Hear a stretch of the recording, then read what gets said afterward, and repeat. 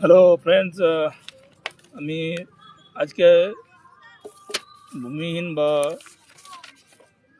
ক্ষেত মজুরের ফর্ম ইচ্ছাকৃতভাবেই একটা ফর্ম নিয়ে গেছিলাম জমা দেওয়ার জন্য, ওদের প্রসেসগুলো জানতে এবং ডিটেলস আপনাদের জানাতে।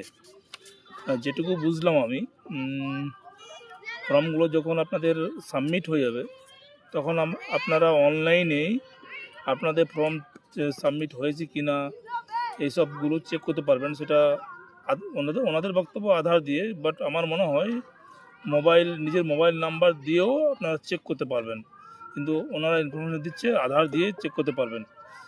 তো যেটা আপনারা আমি দেখলাম অনেকগুলো ফর্মে যেগুলো দেখলাম, যেগুলো বেসিক যেগুলো ভুল করছেন, অনেকেই সেলফ ডিক্লারেশন দিচ্ছে না, বা আধারের সম্মতিপত্র দিচ্ছে তো, বা সেলফ ডিক্লারেশন ফর্ম দিচ্ছে না।